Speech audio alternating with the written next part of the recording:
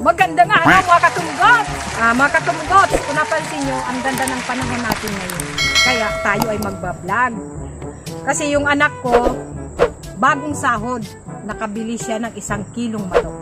Ang gagawin sana namin luto doon sa manok, mga katunggots, ipa-fried chicken sana namin, kaso wala kaming rekado. Walang mantika, basta wala po. Kaya kung ano na lang ang luto namin gagawin ngayon, mga katunggots, tutulain na lang namin yung kalahati. Yung kalahati ay aming gagataan. Yung anak ko, mga katunggots, andun sila sa ilog ngayon, nangunguha ng suso, nanunuso sila, kaya yung mga kasamahan ko dito ng mga bata, kasama doon sa pagpanuso. Kaya, ang isa na lang ang nandito. O Kyle, tara na! Kukuha tayo ng papaya. Magandang umaga po, mga katunggot. Tara, kukuha na tayo ng papaya. Dito tayo. Ito na, mga katunggots. Andito na tayo sa puno ng papaya. So, suntitin na natin itong papaya. Ay, sablay.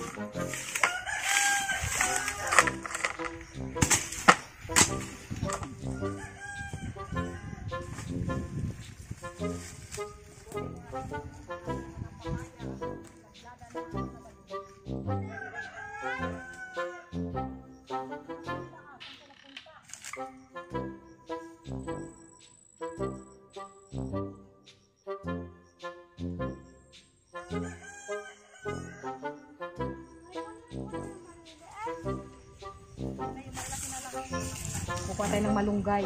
Wow, sariwang-sariwa ang ating malunggay, Strawberry mo kayo.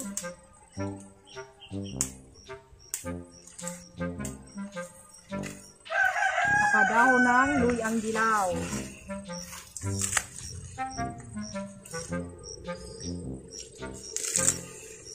At saka kukuha pa rin tayo ng dahon ng sili.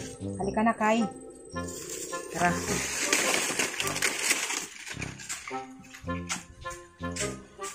Katunggot, bunot po tayo ng luya.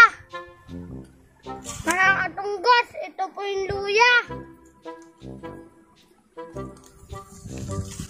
Mga katunggot, hugasan po natin itong luya.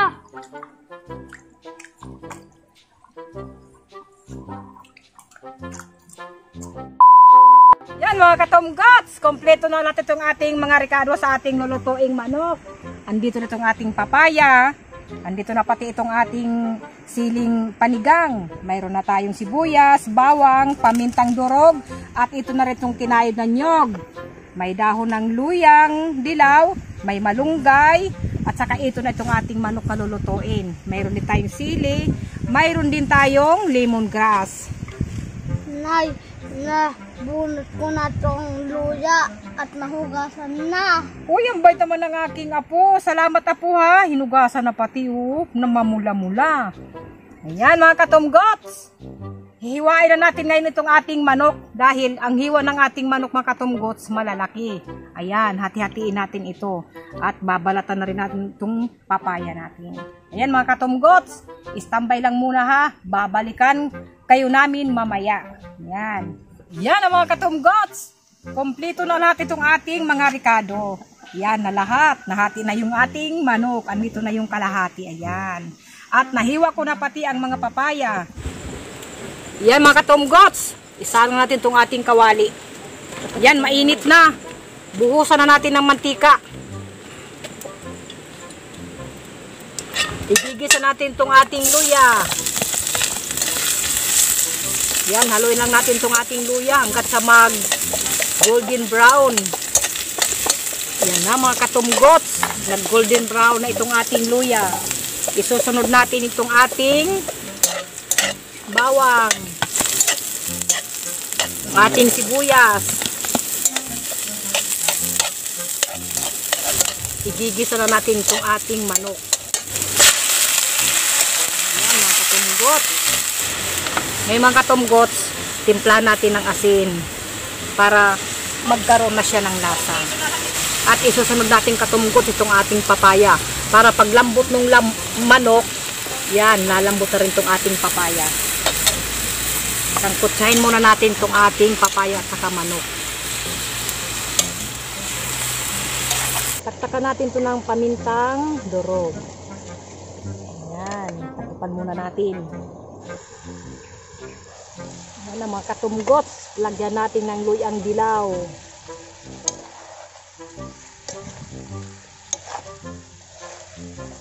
Ayan mga katumgots, okay na to, ibuhos natin itong pangalawang gata.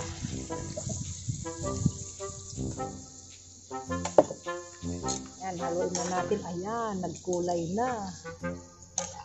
Ayan mga katumgots, ilagay na natin itong dahon ng luya para magkaroon na siya ng bango. At isunod natin itong siling panigang. Antayin natin siyang may basibas. Ayan mga katumgots, nagmamantika na itong ating pinalagitik na manok. Hanguin na natin itong mga katumgots. Isang tabi lang muna itong mga katumgots at tayo ay magtitinula pa. Ayan. Ayan mga katumgots, lutuin natin itong ating tinulang manok. Siyempre, isa lang natin itong ating kaldero. At antayin natin uminit mga katumgots. Init itong ating kaldero, buhusan natin siya ng mantika. Ay, gigis na pala siya na. So, igisa natin muna siya sa luya. Ayan mga katumgots, medyo mainit ito ang mantika. Siyempre mga katumgots, ang luya kasi matagal ito magisa. Unahin natin ito sa pagisa. Ayan. Haluin natin siya hanggat magkulay brown. At isunod natin mga katumgot itong ating sibuyas. Yan, nagisa na natin itong ating mga ricado. Luto na. Isusunod natin pagisa itong ating manok. Hindi na haluin itong mga katumgot hanggat sa magisa itong ating manok. Yan mga katumgot, timplahan muna natin ng asin para magkalasa na itong ating ginigisang manok. Haluin muna natin. Ayan mga katumgots, isabay na natin itong ating papaya.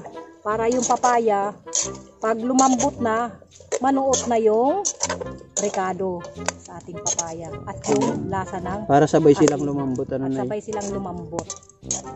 Ayan, takpan muna natin mga katumgots. Yes. Ayan mga katumgots.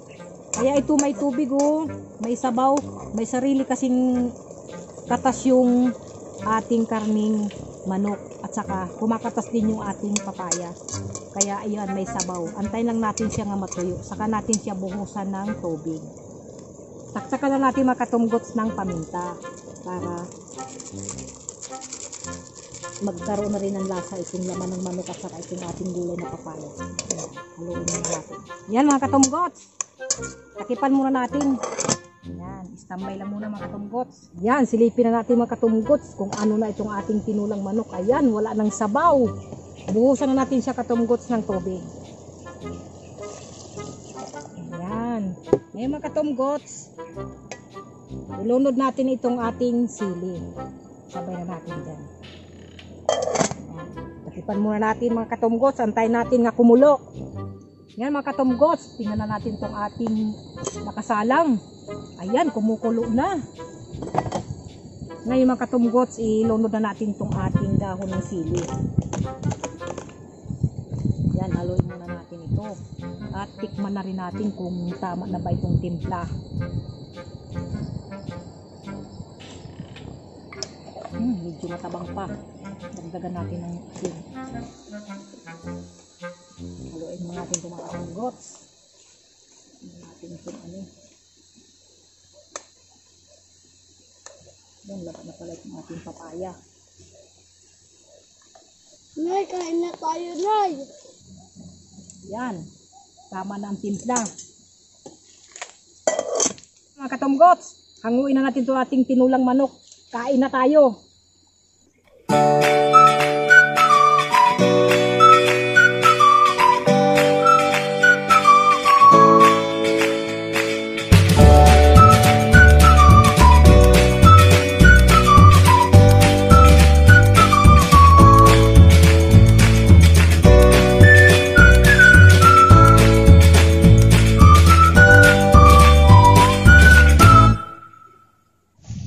Katumgots, naluto na itong ating tinulang manok at pinalagitik na manok.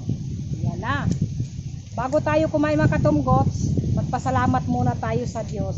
Salamat po Diyos sa pagkain na ipinagkaloob mo sa amin sa araw na ito. Ang lahat na ito ay aming pinagsalamatan. Sa pangalan ni Jesus. Amen. Sabaw ang kailangan nitong aking apo. Ayan, bibigyan natin ng sabaw. Si Kyle. At saka manok. Dito uli. Yan. Manok. Yan mga katumgots. Ito na yung aming manok na tinula. Yan oh.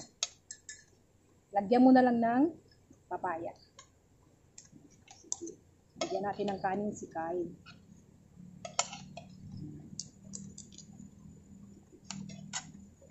Saka itong ating isang katabi, si Margin. Ito mga katunggot, ito yung ating bunso. Na. Yan mga katumgots. Kung mapapansin nyo katumgots itong aming pinalagitik, parang chicken curry ang luto. Tikman natin ito mga katumgots. Ito mga katumgots oh, nanilaw. Tikman natin mga katumgots ha. Simple mga katumgots. Una kong kakainin sa inyo. Yan. Talagang nanuot mga katumgots yung mga rekado dito sa ating pinalagitik na manok. Dito naman tayo sa sabaw. Ito, hindi pa ito pwedeng higupin natin ang todo mga katumgots. Gawa ng mainit. Mainit pa talaga. Napakasarap ng tinulang manok. Lalo na mga katumgots kung ito ay native. Wala kaming mabili ngayon mga katumgots nga native. Gawa ng nung nakaraang buwan dito mga katumgots, lahat ng mga manok doon sa taas naubos, namiste. Pero ang sa amin dito sa baba hindi inabot ng piste kasi andito kasi kami sa tabing ilog. Kaya ganun mga katumgots. Hindi pa kasi lumalaki yung aming mga sisiw. Kaya yun.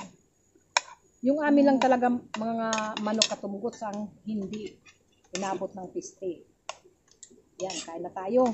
Tara po, mga katumgots, kain tayo.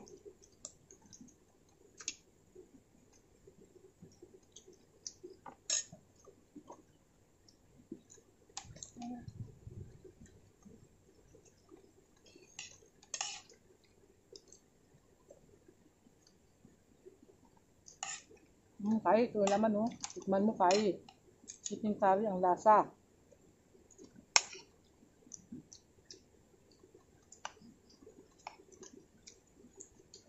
Ma'am Nila, kain tayo. Ma'am Carolina, kain po tayo, Sir D-Boy. Paps Ryan, kain po tayo. Alukin mo si mama mo. Kain. Yan, mga katumgots, kain tayo.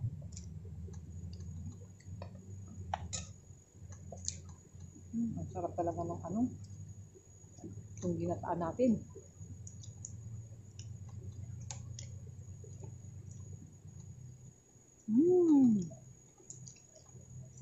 Sabi ko, pinahaba ang papaya. At saka mga katumgots yung papaya. Lasang-lasa yung mga rekado. Ganun mga katumgots ang pag halimbawa magdata tayo, tsangkutsahin muna natin ang manok. Kung may papaya, isama na nun ang papaya para manuot sa papaya yung mga rekado. Yan. Mga katumgots, sabayan nyo kami sa pagkain.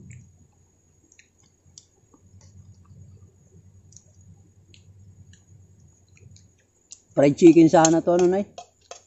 Layo kasi ng Wala tayong mantika, anak eh. Pwede sana, anak, yung maglangis tayo ng nyog. Hindi yun eh. Kaso matrabaho. Okay naman. Sasunod na lang. Pag may pera na, bumili na lang ng mantika. Ilang nyug ang gagamitin mo dun. Apat. Tapos nakakaumay pati yun. Baka hindi rin kumain ng bata.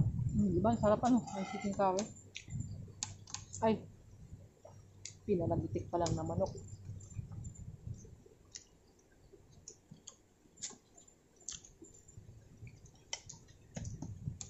Manghang yan dyan.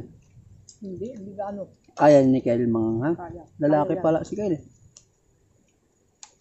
Hindi na, kumain na si... Hindi pa natin yung sabaw.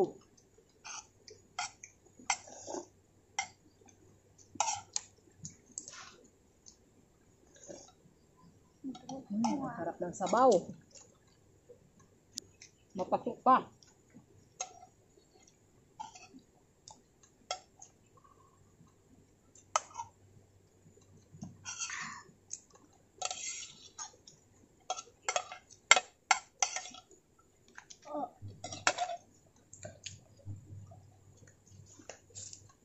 Hindi pa natin ito makatambot.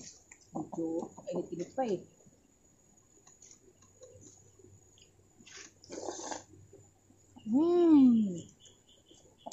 Oh.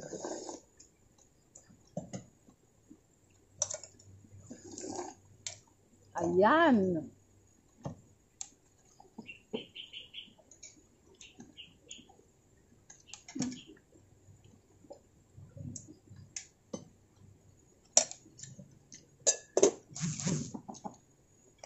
Tama lang ang lambot ng papaya. Hindi na durog. Pati yung manok, mga katunggot. Linagyan ng kanal yung pababa. May places sa Ember na.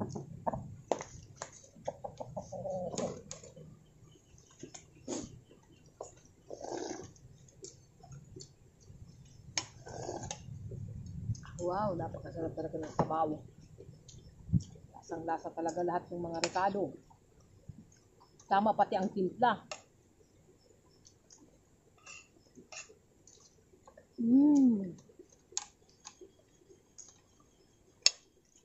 Kaya pag dating nung nanunusok, dito yung kakain na eh. Sige, si bro.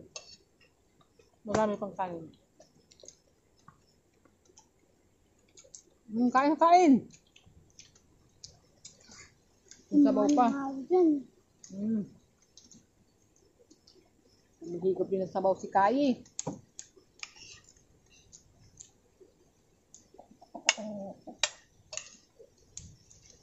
Tikman natin itong ating kulang itlog.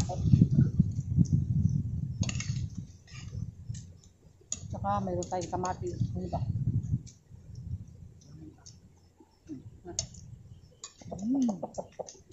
Magupan pa natin.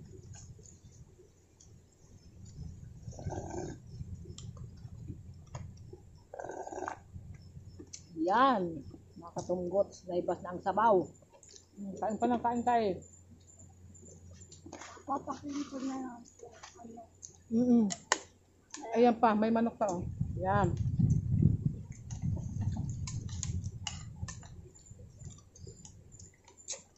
Kapatay dito ng papaya. Magka-partner to mga katunggots. Yung aming tinula, papaya. Yung aming pinalagitik, may papaya. Gulay pa rin ang kinalabasan.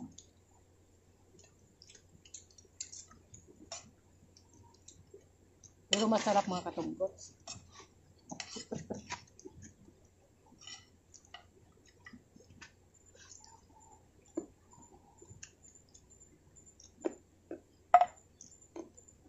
Sanay kami sa laging gulay ang ulam namin. Umaga, tanghali, hapon.